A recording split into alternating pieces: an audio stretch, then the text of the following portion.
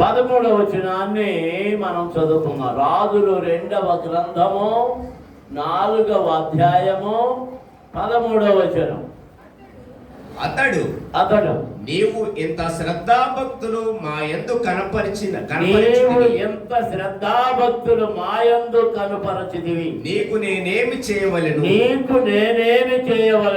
రాజుతోనైనను సైన్యాధిపతితోనైనను నిన్ను గూర్చి నేను మాట్లాడవలెనని కోరుచున్నావా అని అడుగుమని గేహాజీకి ఆజ్ఞయగా వాడు ఆ ప్రకారము ఆమెతో అనెను. అందుకనే నేను నా స్వజనులలో కాపురము ఉన్నాను అనెను. దేవునికి స్తోత్రం. హల్లెలూయా, హల్లెలూయా, హల్లెలూయా. తలలు వంచండి, కళ్ళు మూసుకోనండి, చిన్న ప్రార్థన చేసుకుందాం. పరమ తండ్రి, పరిశుద్ధ ప్రభువా, దేవాధిపతి, మీకు స్తోత్రములు చెల్లిస్తున్నాం. ఎంతవరకు పాటల ద్వారా మిమ్మల్ని మహిమపరిచామో, ఘనపరిచామో, ఈ సమయంలో నీ వాక్యమును చదివి దానిని ధ్యానం చేస్తుండగా మీరు మాతో మాట్లాడండి. పెరుగును చిలికినప్పుడు నెయ్యి ఎలాగైతే వస్తూ ఉన్నదో, నీ వాక్య మదనము చేస్తుండగా ఆత్మ సంబంధమైన కొవ్వు మెదడు మాకు అనుగ్రహించమని వేడుకొస్తున్నాం. మా ఆత్మీయ జీవితంలో తృప్తిపరచి, బలపరచి, ఆశీర్వదించే నీ శ్రేష్టమైన వాక్కులతో మమ్మలను నింపి ఆశీర్వదించమని యేసు నామమున అడుగుచున్నాము తండ్రి, ఆమేన్. దేవునికి స్తోత్రం. హల్లెలూయా, హల్లెలూయా. దేవుని పిల్లలారా, అనేక మార్లు ఈ భాగాన్ని శూన్యమేరాలను గురించి, శూన్యమ పట్టణంలో గనురాలైన శూన్యమేరాలను గురించి అనేక సార్లు మనం ధ్యానం చేసాం. ధ్యానము చేసినప్పుడల్లా దేవుడు ఏదో ఒక క్రొత్త సంగతి నీతో మాట్లాడతాడని నువ్వు గుర్తుపెట్టుకోవాలి. ఇది విన్న వాక్యమే కదా అనే నిర్లక్ష్యం చేయకూడదు. ఆ విన్న వాక్యములోనే నీతో మాట్లాడే అంశం ఉంటుంది. నిన్ను హెచ్చరించే వాక్యం ఉండొచ్చు, నిన్ను దీవించే వాక్యం ఉండొచ్చు, నిన్ను బలపరిచే వాక్యం ఉండొచ్చు, నిన్ను ఆదరించే వాక్యం ఉండొచ్చు. ఏ విధముగానైనా దేవుని కృపను నీకు అందించే అంశము దేవుడు దానిలో నిక్షిప్తం చేసి దానిని నీకు అందిస్తున్నాడు తన దాసుని ద్వారా. దేవునికి స్తోత్రం. అందరూ స్తోత్రాలు చెల్లిస్తున్నాం. హల్లెలూయా, హల్లెలూయా, హల్లెలూయా. ఎలీషా శూన్యము పట్టణానికి వెళ్ళినప్పుడల్లా దేవుని మాటలు హెచ్చరికలు చేస్తూ ఉన్నాడు. ఆయన వచ్చాడని, గురువు గారు వచ్చారని భక్తి కలిగిన వారందరూ ఆయన చుట్టూ చేరి దేవుని మాటలు వింటూ ఉన్నారు. యేసు ప్రభు కూడా ఈ లోకంలో ఉన్నప్పుడు కొందరు గృహాలకు వెళ్ళినప్పుడు ఆ గృహాల్లోని వారు శ్రద్ధ కలిగి ఆయన మాటలు విన్నవారు ఉన్నారు. మరియ మార్తల ఇంటికి వెళ్ళినప్పుడు మరియమ్మ ఏం చేస్తుంది? ఆయన పాదముల దగ్గర కూర్చుని శ్రేష్టమైన మాటలు వింటుంది. మార్తమ్మ గారేమో ఇద్దరు ప్రభువుని ప్రేమించేవారే. కానీ మార్తమ్మ గారు ఏం చేస్తుందంటే, ఈ మాటలు ఎలా ఉన్నా, ఈ సంగతి ఎలా ఉన్నా ప్రభువుకి కావలసినవి సమకూర్చాలి, ఆయన ఆకలి తీర్చాలి, ఆయన గౌరవించాలి, ఆయన మర్యాద చేయాలనుకుంటూ తాపత్రయపడుతుంది. మరి మాత్రం దేని మీద శ్రద్ధ పెట్టింది? కేవలం ఆయన ఇచ్చే మాటల మీద. మధ్య మధ్యలో చెల్లిని విసుక్కుంటుంది మా అత్తమ్మ. నేను ఇంత కష్టపడుతున్నాను, కొంచెం సాయం చేయొచ్చు కదా అని. ఆయన మాటల్లోని మాధుర్యం, ఆ రుచి విడిచిపెట్టలేక ప్రభువుని విడిచి వెళ్ళలేకపోతుంది మరి అమ్మ. అప్పుడు కంప్లైంట్ ఎవరికి చెప్పింది? ఏసయ్యకి. ఏసయ్యా నీకైనా చెప్పలేదా? నేను ఒక్కదాన్ని అంత కష్టం, అంట్లు నేనే తోమాను, చింతపండు నేనే పిసికాను, కూరగాయలు నేనే కోసాను, పొయ్య నేనే అంటించాను, అందులో పొలం నేనే పెట్టాను, ఎసరు నేనే పెట్టాను, అది నేనే కోసాను, ఇది నేనే కోసాను, పిండి ముద్ద నేనే చేశాను, నేనే వత్తాను, నేనే అది చేశాను, పెనం నేనే పెట్టాను, అది ఇది ఇది అది.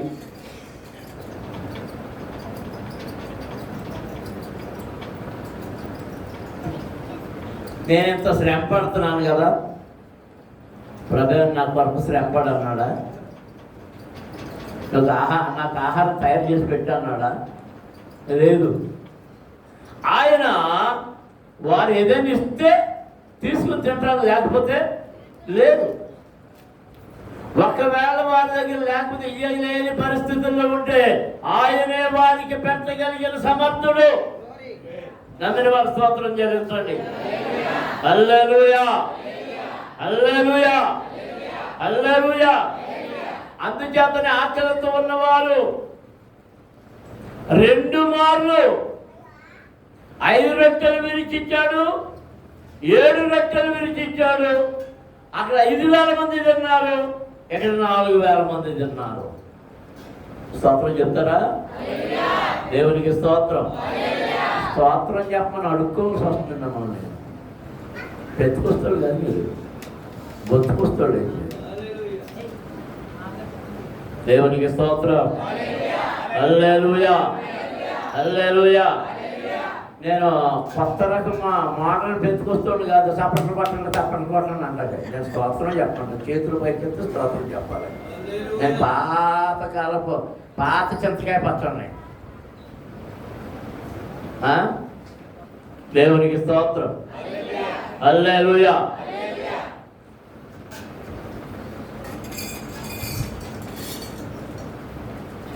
అలా శూన్యమ పట్టణానికి వచ్చినప్పుడు కనురాలైన ఈమె ఆయన బోధలు పెట్టుకుంది.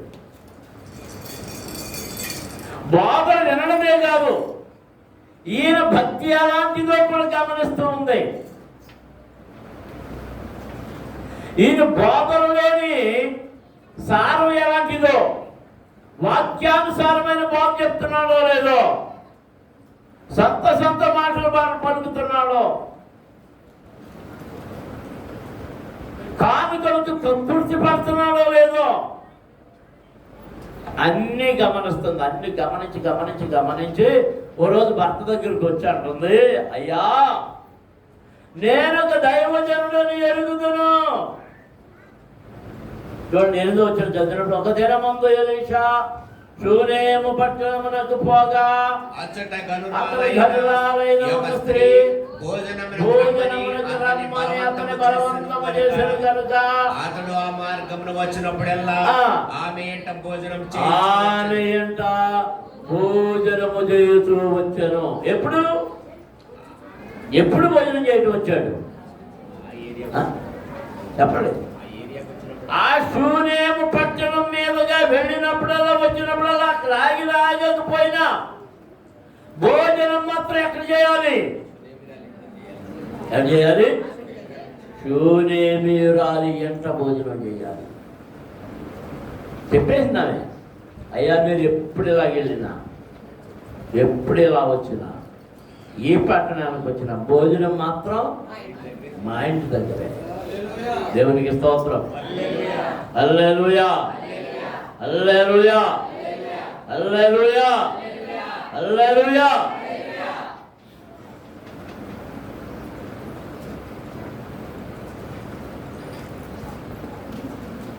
సరే, ఆమె భర్త కూడా ఏమి ఆటంకపరచలే. అయితే మనం చూద్దాం. చూడండి, కాగా ఆమె తన పెనిమిటిని చూచి మన యొద్దకు వచ్చుచు పోవుచున్నవాడు భక్తి గల దైవజనుడని నేను ఎరుగుదును. దేవునికి స్తోత్రం. అందరూ స్తోత్రాలు చెల్లించుదాం. హల్లెలూయా, హల్లెలూయా, హల్లెలూయా. మన దగ్గరకు వచ్చి చూపోతున్న ఈ మనుష్యుడు, ఈ వ్యక్తి భక్తి గల దైవజనుడని నేను ఎరుగుదును. మంచి సాక్షి చెప్పింది తన భర్తకు. దేవునికి స్తోత్రం. హల్లెలూయా.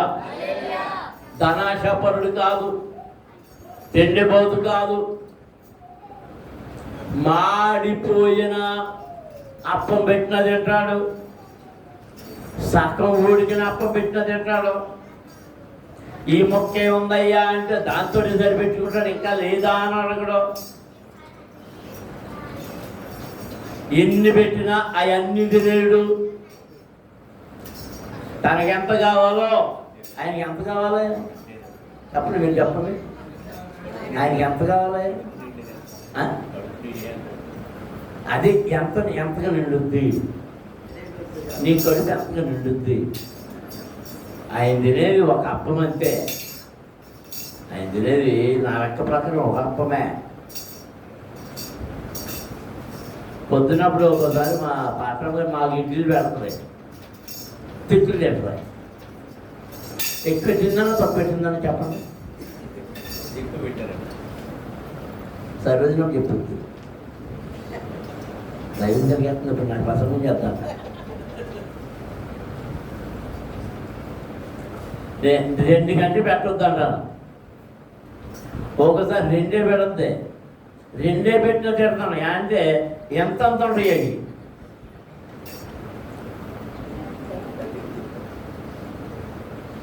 ఒక్క ఇడ్లీ 4 ఇడ్లీలతో సమానం. మిమ్మల్ని ప్రార్థనకు వచ్చినప్పుడు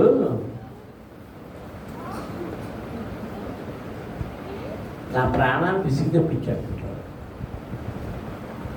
నీ దగ్గరికి వచ్చినప్పుడు కాఫీ ఇస్తానంటే వద్దు అంటుంటాను. కారణం ఏంటి తెలుసా? ఎంత పొడుగులు వస్తుందో చెప్తారు. నేను ఎంత చెప్తాను, నీ ఇది కోసం తాగుతానులే ఎంత అంటాను. మీరెంత చెప్తున్నారు? ఎంత పాత సారా గ్లాస్ అంతా, పాత సారా గ్లాసులు ఉండి, గాజు గ్లాసులు అవి ఎంత పొడుగుండి. అది కాదమ్మా తీసేసిరా అంటే వెళ్తారు, మళ్ళీ పట్టుకొస్తారు. అవి చూసినప్పుడు నాకు ఏం పెరిగిపోతుంది, బీపీ పెరిగిపోతుంటుంది. మా ఫోన్లో తాగి లేదా అందులో వదిలేయాలి. నాకు అందులో వదిలేయడం నాకు నచ్చని వ్యవహారం. నా వెనకాల తాగి వెళ్ళినట్టు వాళ్ళకి ఇచ్చేయడానికి వీలు ఉంటుంది. ఈ బిజినెస్ అంతా మానిపించేసారు, ఇచ్చేసే బిజినెస్. ఇప్పుడు ఏంటంటే పూర్వకాలం నాకు ఏమన్నా తాగుతానని వారు ఇప్పుడు ఆయన ఎంగిల్ తాగాల అంటే ఆశీర్వాదం పెరిగిపోయింది. అందుకని ఇదివరకు ఆ టీల కోసం దెబ్బలాడుకునేవారు. ఈ సరోజిని ఎవరైతే ఉండేవారు. ఇప్పుడు అవి ఎవరు వస్తాయి?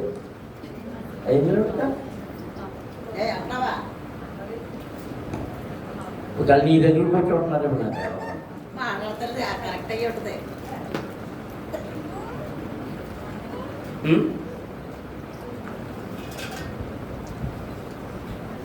గౌతమ కూడా తీసుకుంటున్నాను. ఎంత ఎమ్మంటే ఎంత వస్తుంది? చెరకు చాలా దానిపా అనుకుంటాను. అంటే ఇదివరకు పీతలా తాగేవాడిని టీలు కాఫీలు. ఇప్పుడు ఏమైపోయిందంటే పొద్దున్నే వామ్ కడిగాక ఒక కాఫీ, టిఫిన్ తిన్నాక 2 కాఫీ. అది కూడా మళ్ళీ సగమే ఇవ్వాలి. మళ్ళీ ఎప్పుడు చదువుతానంటే సాయంత్రం వాకింగ్ అయ్యాక మాత్రం అది కూడా సహనం ఇవ్వాలి. అప్పుడప్పుడు మా కాలేజ్ చేద్దాం దాన్ని నిండా పోసుకొచ్చేస్తాయి. ఏం చేయాలో నాకు అర్థం కాదు.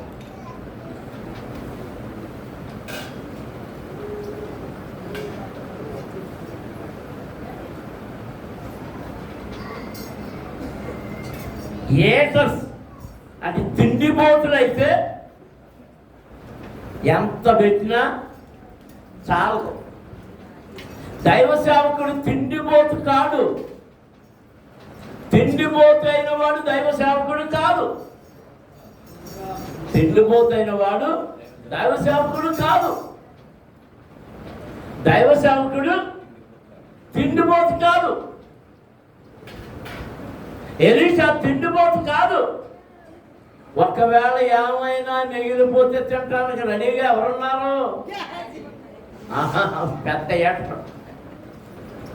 ఏటరు చేటరు అన్నీ. దేవునికి స్తోత్రం. ఈ దైవజనుడైన ఎలీషా ఆ ఇంటికి వచ్చి పోతూ ఉన్నప్పుడు ఆయనను గురించి సూర్యవేది ఎలాంటుందంటే, ఈయన భక్తి కలిగిన దైవజనుడని నేను ఎరుగుదును. అందరూ దేవుడికి స్తోత్రం జరుగుతుంది. హల్లెలూయా, హల్లెలూయా. కొందరు దేవుని సేవకులను గురించి మంచి సాక్ష్యం చెప్తారు. మరికొందరు మంచి సేవకుడైనా చెడు సాక్ష్యాలు చెప్తారు. వీడు మంచోడు కాదు, వీడు పనికి మాలినోడు, వీడు దొంగోడు, వీడు వ్యభిచారి, వీడు అబద్ధాలు కోరోడు, వీడు ఆ ఫీలింగ్ ఉంది, ఈ ఫీలింగ్ ఉంది, అది ఇది అని. ఓసారి ఒక ఆయన నన్ను అడిగాడు, మీరు ఎవరింటికాడ భోజనం చేయరట కదా అని.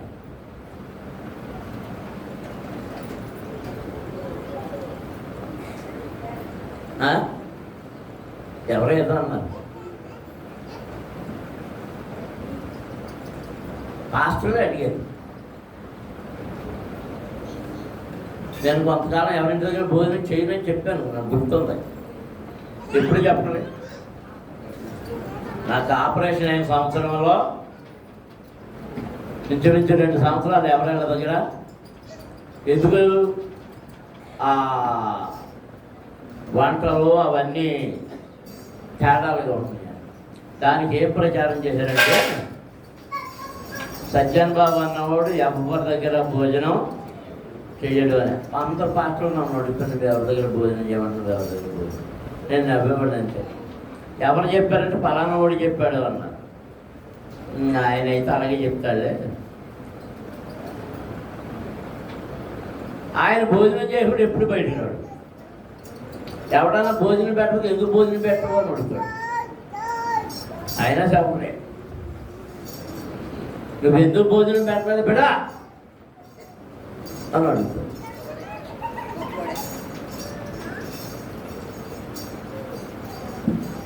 నువ్వు ఎక్కడ కానుక ఇవ్వలేదే, కానుక బట్రా. అయిపోయి ఏం లేవండి, పక్కింటికి వెళ్ళి అప్పు చేశాడా పట్టుకొచ్చి దేవుడికి కానుక ఇవ్వాలి. ఎలాంటి సేవకులు ఉన్నారు? ఎలీషా అలాంటి వాడు కాదు. ఎలాంటి దైవజనుడు? భక్తి కలిగిన దైవజనుడని నేను ఎరుగుదును. దేవునికి స్తోత్రం.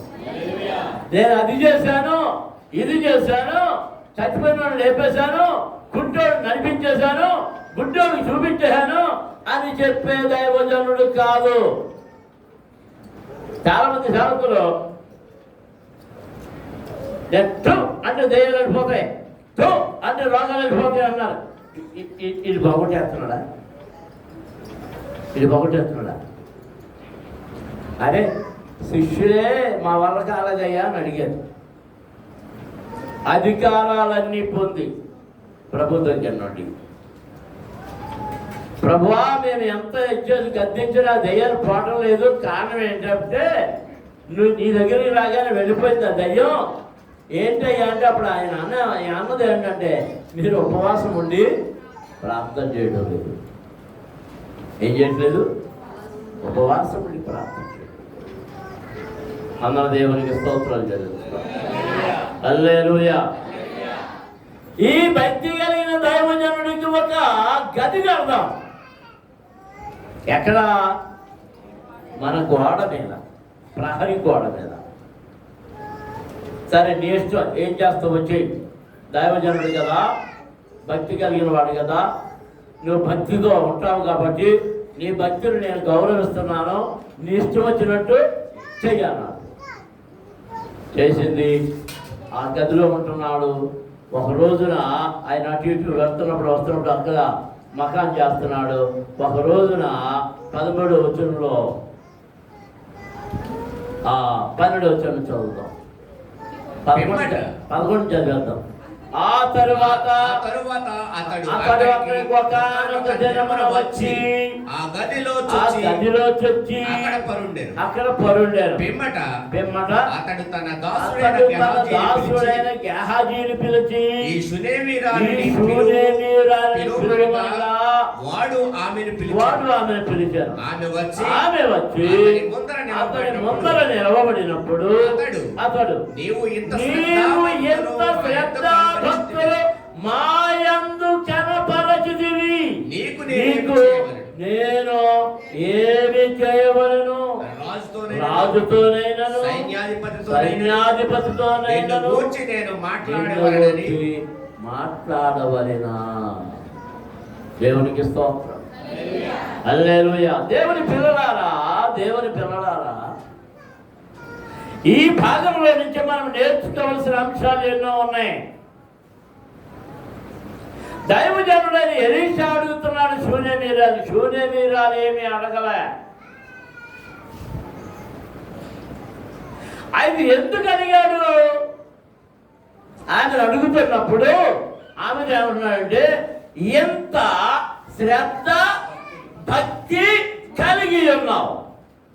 ఏం కలిగి ఉన్నారు? అవి ఏం కలిగి ఉంది? ఆ శ్రద్ధ భక్తి కలిగి ఉన్నాయి. ఈ మధ్యాహ్న సమయంలో ఇక్కడ ఉన్న సంఘమా, నీవు దేవుని యందు ఎంత భక్తి ఎంత శ్రద్ధ కలిగి ఉన్నావు? నిన్ను నీవు పరిశీలన చేసుకోవాలి. నీ భక్తి ఎంత, నీ శ్రద్ధ ఎంత? శ్రద్ధ కలిగిన వ్యక్తివైతే ఆరాధనకు ఆలస్యంగా రావు. శ్రద్ధ కలిగిన వ్యక్తివైతే అందరికంటే ముందు నీవు ఉంటావు. శ్రద్ధ కలిగిన వ్యక్తివైతే అందరితో కలిసి పాటలు పాడతావు. శ్రద్ధ కలిగిన వ్యక్తివైతే వాక్యమును శ్రద్ధగా చదువుతావు. శ్రద్ధ కలిగిన వ్యక్తివైతే చెప్పబడే వాక్యమును జాగ్రత్తగా విని నీ హృదయములో దానిని దాచుకుంటావు. దేవునికి స్తోత్రం.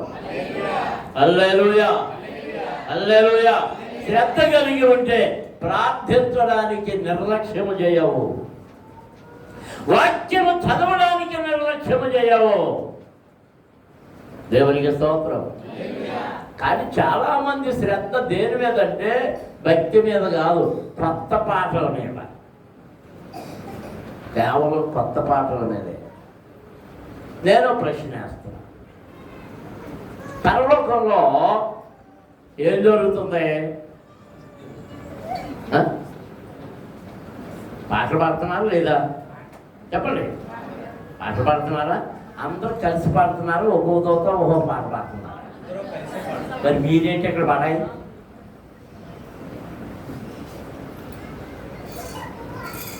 అప్పుడప్పుడు మా రాజు ప్రశ్నిస్తుంటాడు, ఈ సంవత్సరం ఎవరు పిలుస్తున్నారు అయ్యారు అని.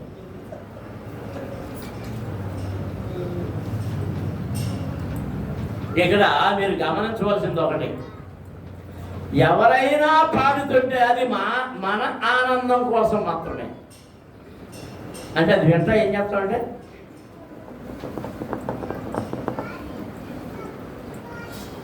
తలకాయ ఊపుతాం, దొరివేస్తాం.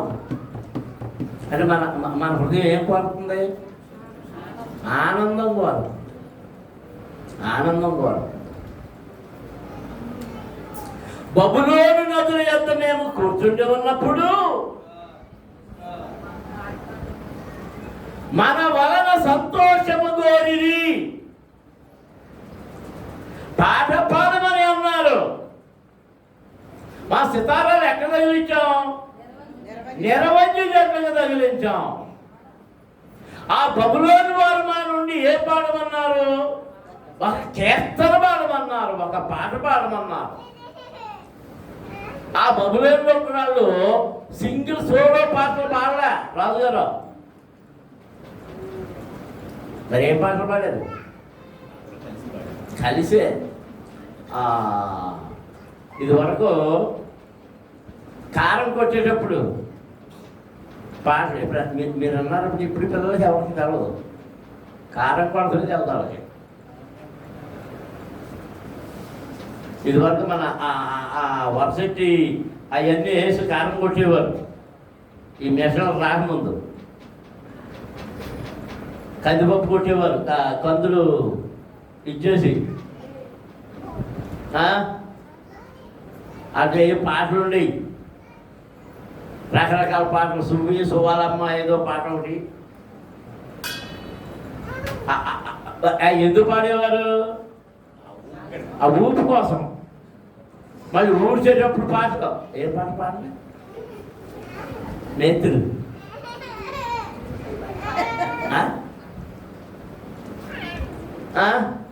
కోత కోసేటప్పుడు పాటలు. పని చేసేటప్పుడు వారికి పని యొక్క అవస్థ తెలియకుండా హుషారుగా పాడడం కోసం, ఆ పని చేయడం కోసం పాట పాడేవారు. ఇప్పుడు బబులోనులో ఉన్న ఇశ్రాయేలు ప్రజలు దాసత్వములో ఉండగా వాళ్ళు ఎందుకు పాట పాడమన్నారంటే ఈ పాట పాడితే పని తొందరగా చేస్తారని. ఏమంటున్నారు? మా వలన సంతోషము కోరారు, ఉల్లాసము కోరారు అన్యుల దేశములో. అన్యుల దేశములో యెహోవా కీర్తన మనం ఎట్లు పాడతాం? మనం ఎట్లు పాడతాం? దేవునికి స్తోత్రం. అందరం స్తోత్రాలు చెల్లించుదాం. హల్లెలూయా, హల్లెలూయా. ఇది వరకు ట్రాన్స్పోర్ట్ రికార్డులు ఉండేవి. వాటిలో చాలా పాటలు ఆ సినిమా పాటలు పాడిన వాళ్ళే పాడేవారు. ఎక్కడో ఒకటి అరా మాత్రం క్రైస్తవుడు పాడిన పాటలు ఉంటాయి. ఆ తర్వాత కాలం కూడా బాలసుబ్రహ్మణ్యం వాళ్ళు వీళ్ళు పాడి ఘంటసాల అన్న అతను మాత్రం పాడలే క్రైస్తవ పాట. అతను ఏం చెప్పాడంటే అతని నుంచి క్రైస్తవులు నేర్చుకోవాల్సింది. నేను హిందువును, క్రైస్తవ పాట పాడినా.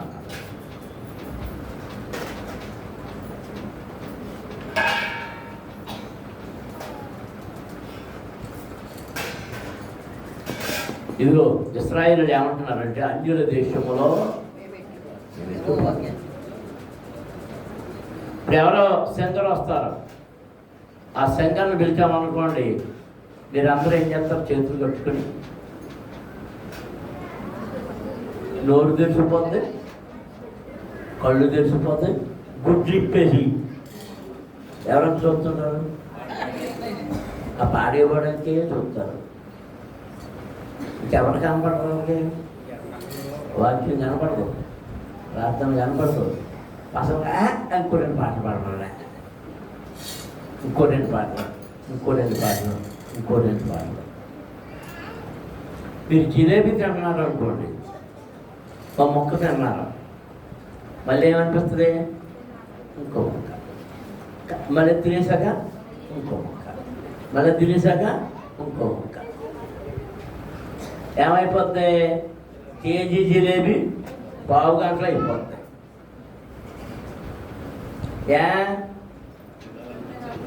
ఆ జిలేబీ తినేటప్పుడు అంటే శరీరానికి కొన్ని హెచ్చరికలు వస్తాయంట. తిను తిను అంటుంటున్నారు. అందుకని ఆ మైండ్ ఏమంటుంది? నడు నడు అంటుంటుంది. మా పాత్ర మాకు ఏమైనా పెట్టింది అనుకోండి, తెల్లారికి కనపడవు. వచ్చేసి తెల్లారికి తినేసాము అంత తిని మొన్నే ఓ ప్రమాణం చేశాను, నేను స్వీట్ తిన్నాను అని. నేను పొద్దున్న స్వీట్ తిన్నా కదా ఖాళీ చేశారు అంటే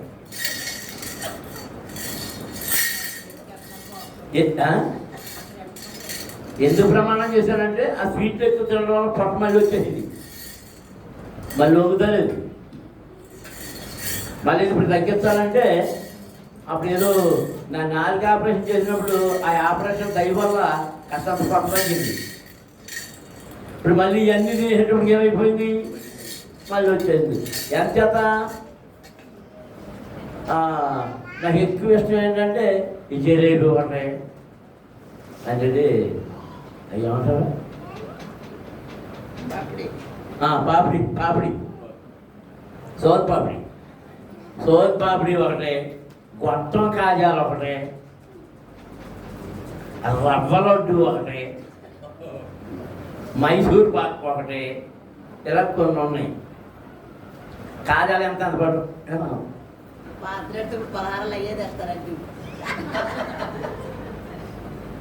బూందీలు పట్టుకొస్తా, బూందీ లడ్డు అవి అమ్మగారికి రాదు. ఈ తినాలనిపించే ఏం చేస్తాయంటే మనల్ని ఇప్పుడు ఈ పాట అలా సింగిల్గా పాడే పాట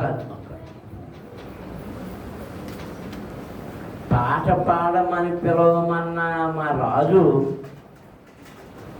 పిలవమన్నాడని పిలిచాను అనుకోండి, వాళ్ళకి 40,000 50,000 ఇవ్వాలి. ఇస్తాడా అమ్మా, ఇస్తాడా నిర్మలమ్మా అనేసాడు అంటాం, ఇస్తాడా? ఓ ఆనందపడిపోతున్నారు పాడుతుంటే, మరి డబ్బులుదా?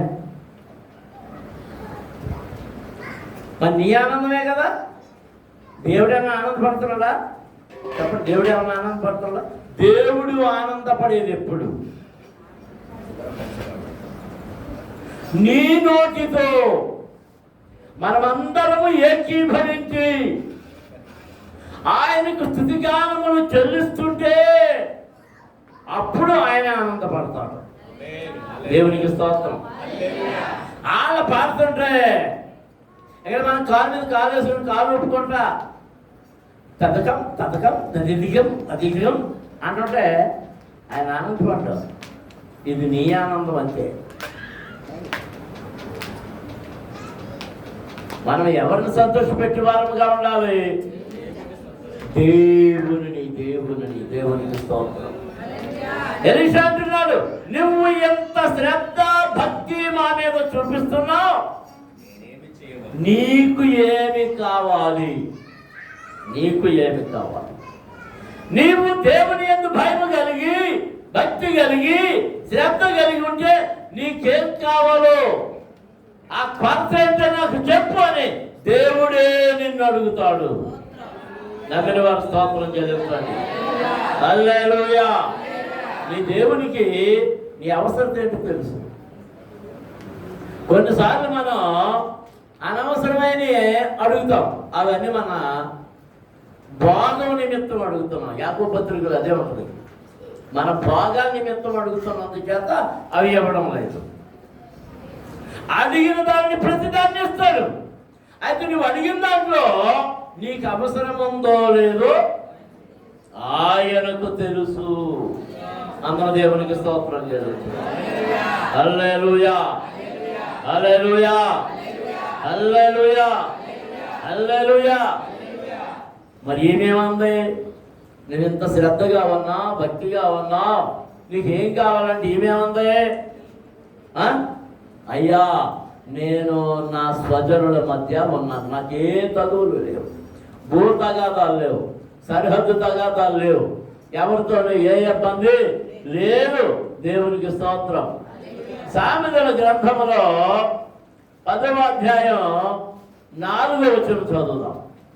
సామెతల గ్రంథం 10వ అధ్యాయం 4వ వచనం చదువు. బద్ధకముగా పనిచేయవాడు దరిద్రుడగును, శ్రద్ధ గలవాడు ఐశ్వర్యవంతుడగును. దేవునికి స్తోత్రం. హల్లెలూయా. చిరుపు చెన్నోడు ఉన్నాడు, మరి నీ పేరే పేరు మర్చిపోతున్నాను.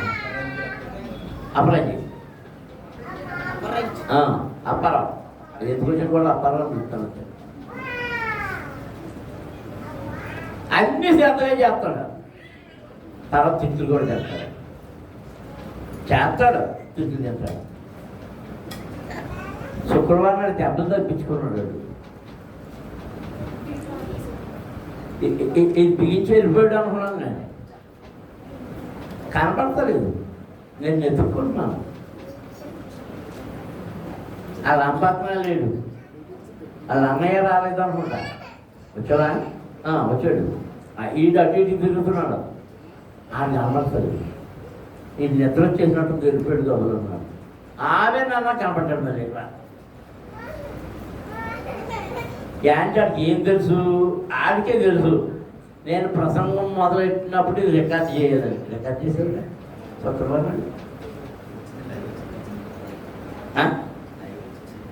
లైవ్ వచ్చిందంటే అది లైవ్, అది లైవ్, అది రికార్డింగ్. ఇది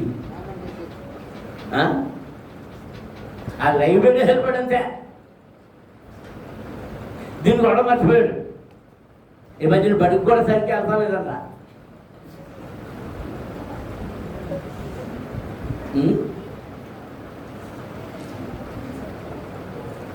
అంటే శ్రద్ధ కలిగిన వాడు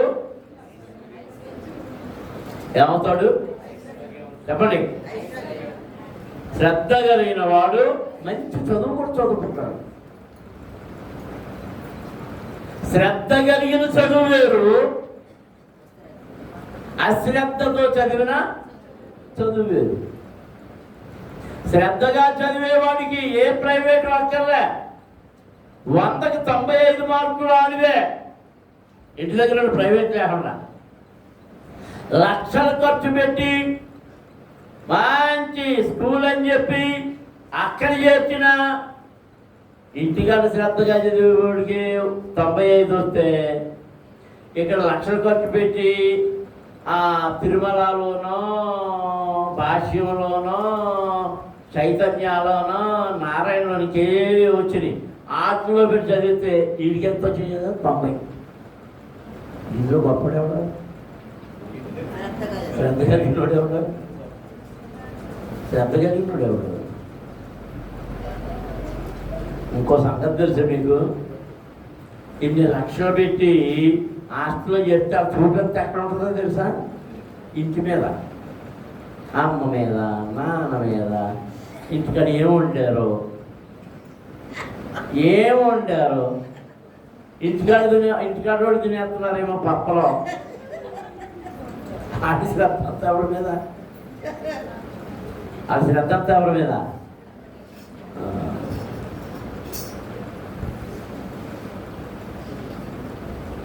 నీవు ఏ పని యందు ఉన్నావో దాని యందు శ్రద్ధ కలిగి ఉండాలి. అందరూ దేవునికి స్తోత్రం చేస్తుంది. హల్లెలూయా, హల్లెలూయా, హల్లెలూయా. నువ్వు పరిచర్యలో ఉన్నావు అనుకో, ఎలాంటి పరిచర్య చేయాలి? శ్రద్ధ కలిగిన నమ్మకమైన పరిచర్య. కొన్నిసార్లు ఏం చేస్తున్నారంటే ఆ నాగమణిని అయ్యగారిని తోమేమని వదిలేసి వెళ్ళిపోతున్నారు.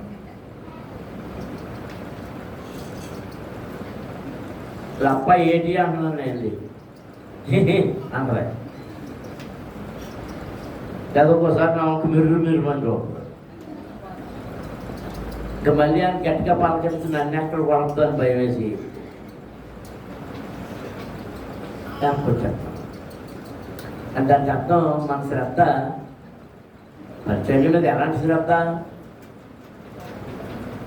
ఏ శ్రద్ధని? పని అంతా అయిపోయాకంట నాలాంటి బడైకారోడు వచ్చి ఆఖరిని వేస్తాడంట చెయ్య. చూసేవాళ్ళు ఏమనుకుంటారంట, అబ్బో ఇప్పుడు అనుకుంటే ఎంత కష్టపడిపోయి పైకి చెమట పడుతుంటాడు. ఇలా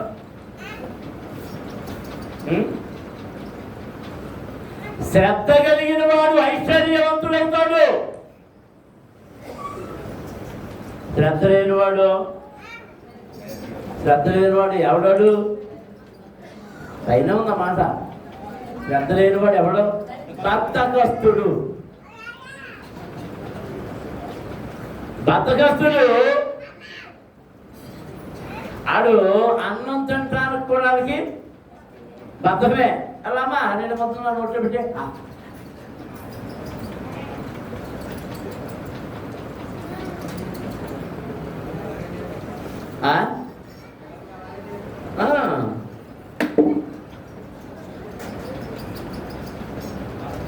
బద్ధకం నేర్చుకున్నావా? బద్ధకం కానీ నీ బ్రతుకులో ఉందా? నీకేమంటుకుంటుందో తెలుసా? దరిద్రం. దరిద్రం. బద్ధకస్తుడు ఏమంటాడు? ఉంది ఒరే పడతా, ఒరే నేను ఎప్పుడు ఇలాంటి ఆలోచన చేయలేదురా.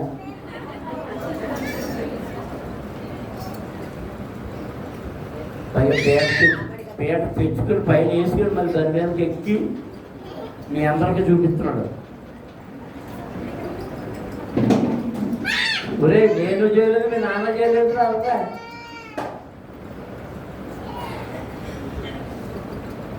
దేవునికి స్తోత్రం. సంతల గ్రంథంలో ఏమంటున్నాడు? బద్ధముగా పని చేయువాడు దరిద్రుడగును. చెప్పండి. ఆ సామెతల గ్రంథంలోనే 12వ అధ్యాయం 24వ వచనం చదవండి. శ్రద్ధగా పని చేయువారు ఏమి పని చేయుదురు, సోమరులు వ్యక్తి పనులు చేయవలసి వచ్చును. దేవునికి స్తోత్రం. ఈ 2 వచనాలు మీరు గుర్తుపెట్టుకోవాలి. శ్రద్ధ కలిగి ఉన్నవాడు ఏం చేస్తాడట? ఏలుబడి అంటే అంటే పెత్తనం. పెత్తనం. ఏది ఎప్పుడు ఎక్కడ ఎలా చేయాలో తెలుసు కనుక శ్రద్ధ. శ్రద్ధ శ్రద్ధ కలిగిన వాడికే తెలుస్తుంది. స్వామివాడు ఏం చేస్తాడు? వెట్టంటే పాలేస్తాం. వెట్టి పనులు అంటే పాలేస్తాం. అది ఎప్పుడు పాలేరుగానే ఉన్నాడు. పాలేరుగా ఉండంటాడు. ఒరే మేము ఇద్దరం కలిసే పళ్ళు వెళ్ళాం. అటువంటి పెద్ద గొప్ప కూడా అయిపోయాడురా, నన్ను పలకరించలేదా. నేను ఎక్కడే అంటే ఏమి లేదని, ఇది ఏమి లేదు, శ్రద్ధ లేదు. శ్రద్ధ లేదు, చదవలేదు, సోమరే, బద్ధకస్తుడు, తిండిపోతూ,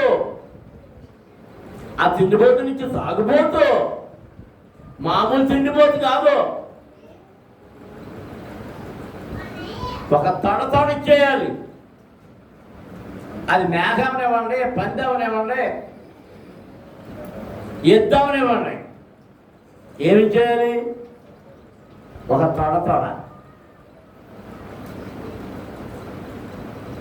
నేను మరోసారి చెప్తాను. అప్పడం పట్టుకెళ్ళినప్పుడు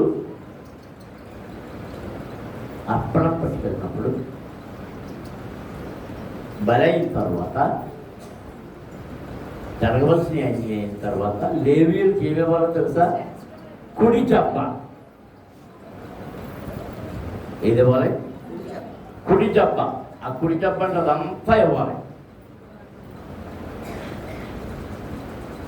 అదే ఆ లేవీయుల కుటుంబ పోషణ, ఆహారం.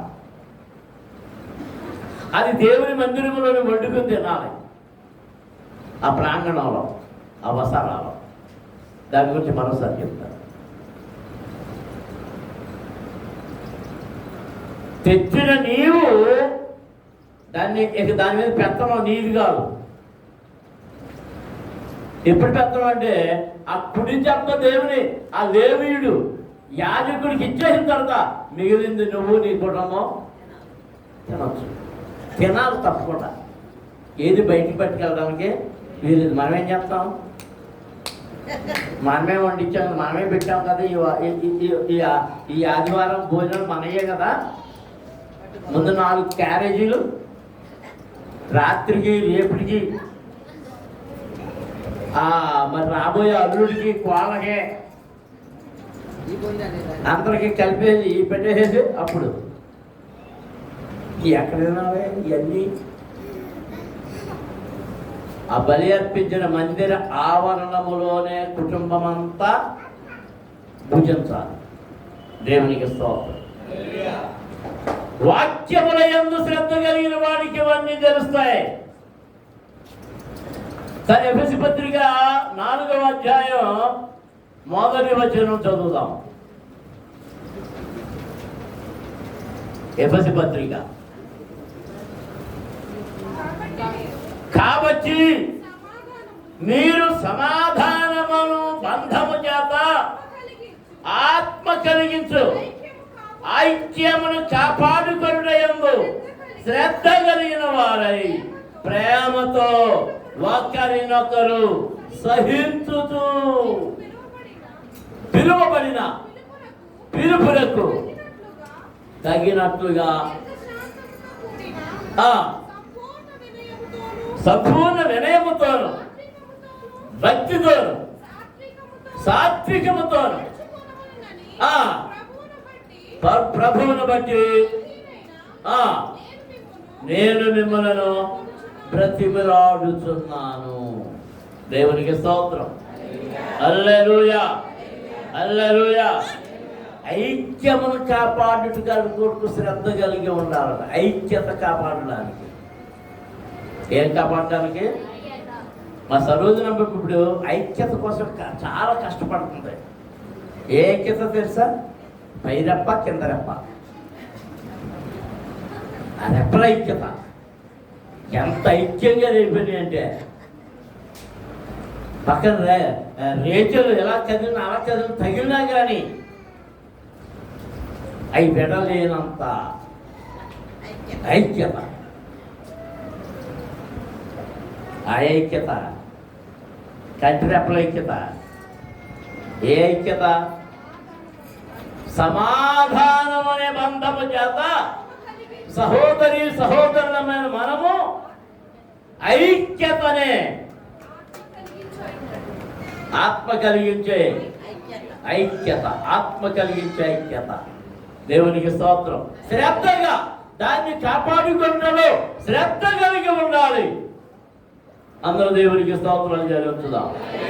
హల్లెలూయా, హల్లెలూయా, హల్లెలూయా, హల్లెలూయా, హల్లెలూయా. దేవుని పిల్లలారా, శూన్యమీరాలు శ్రద్ధ కలిగి ఉన్నందు చేత భయభక్తుల యందు శ్రద్ధ కలిగి ఉన్నందు చేత ఇంకా ఏమి మేలులు పొందుతుందో వచ్చేవారు మాట్లాడుకుంటాం. సమయం చాలా అయిపోయింది. చాలా మేలులు పొందుతుంది. అలాంటి భక్తి కలిగి శ్రద్ధ కలిగిన వారికి ఏమి జరగబోతుందో దేవుడు చెప్తున్నాడు. కీడు జరిగిన చెప్తున్నాడు, మేలు జరిగిన చెప్తున్నాడు. ఏదైనా నష్టపోయినా మరలా తిరిగి ఆ నష్టాన్ని సమకూర్చడానికి దేవుడు తన దాసులను పంపి వారి ద్వారా మేలు చేయడానికి సిద్ధంగా ఉన్నాడు. నమ్మిన వారు దేవునికి స్తోత్రం చేస్తారు. హల్లెలూయా, హల్లెలూయా. ఆ శూన్యమీరాలు ఏమి కలిగి ఉంది? దేవుని సేవకులు వారు చెప్పే దేవుని వాక్యమునందు శ్రద్ధాభక్తి కలిగి ఉన్నది. మోకరించండి, ప్రార్థన చేసుకుందాం. మనమును దేవుని వాక్యములోను చెప్పబడిన వాక్యములోని అర్థములను గ్రహించుకున్న కొరకు శ్రద్ధాభక్తి కలిగి ఉండాలి. స్తోత్రం. హల్లెలూయా, హల్లెలూయా, హల్లెలూయా, హల్లెలూయా, హల్లెలూయా, హల్లెలూయా.